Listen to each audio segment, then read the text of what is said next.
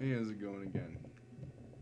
Okay, in this video, we are going to learn how to use events. And events are going to be very important to make your game look nice. So first thing, um, you're going to want to click on your events button at the top. And you can right click a little square and it will say new event. And if you click one of these, you can cut, copy, paste, delete.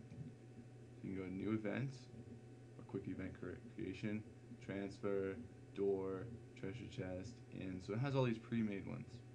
Um, you can make all these with new event. Here's a couple quick ones. Transfer, you're going to use if you want to go inside a building. Each building is going to have to be a different map, um, and so that's going to transfer you. It's almost like a teleport. And the door is simulate a door actually opening, treasure chest opening in.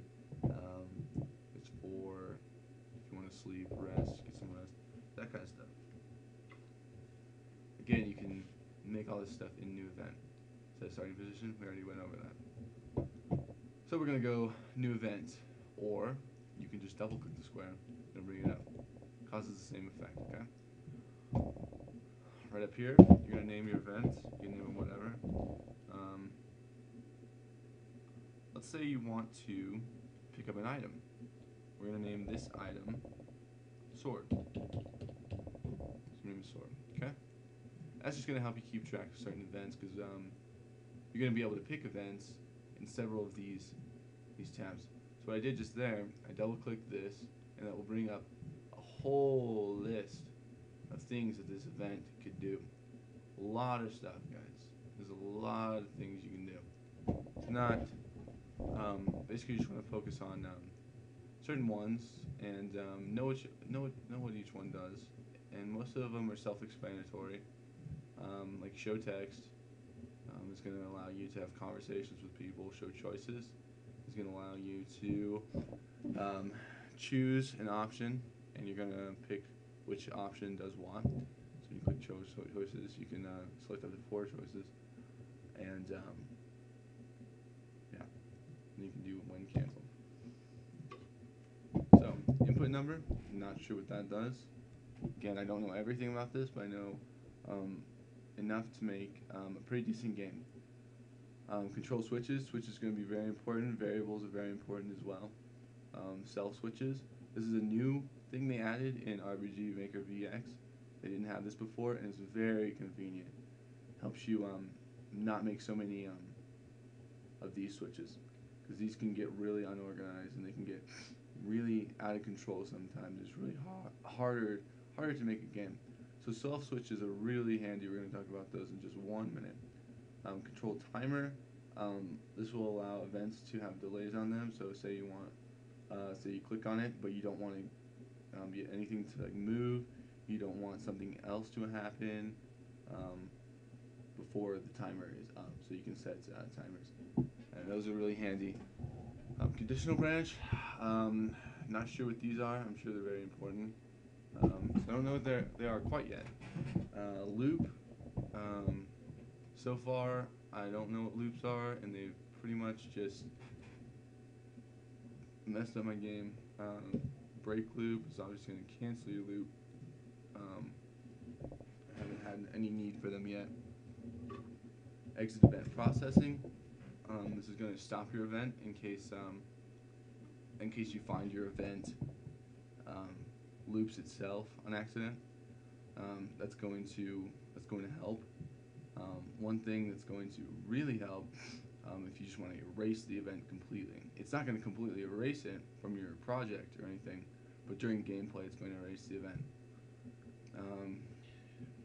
See, call common event, like we saw in the in this tab, your common events. So that's what that button does.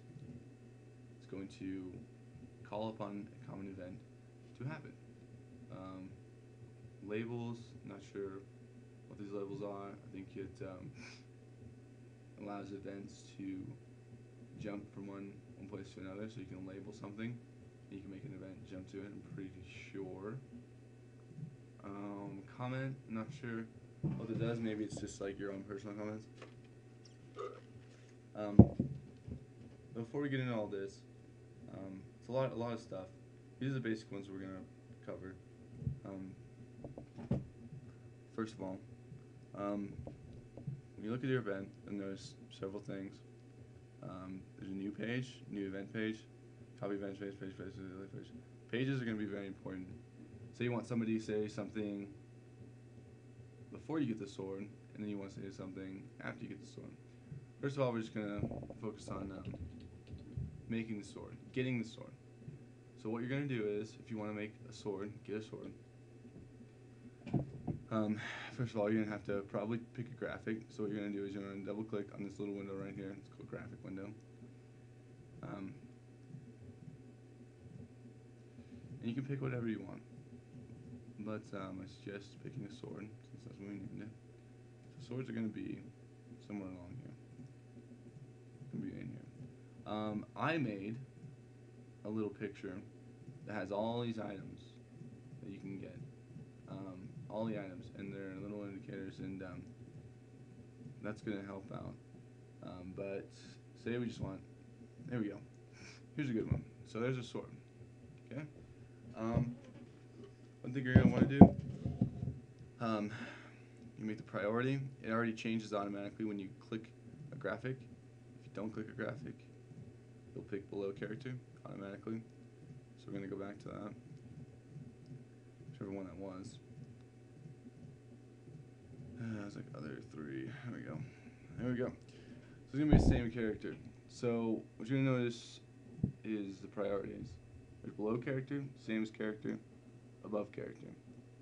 And these are going to be very important. Same as character means you're going to be able to click on it.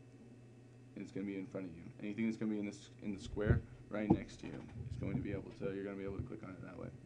I'll show you what that means. Below character, you're going to have to be on top of it to click it. So if you have below character, when you can't pass over this, it's not going to work. If you have it above character, when you can't pass under it, it's not going to work. So it's going to be the same as character.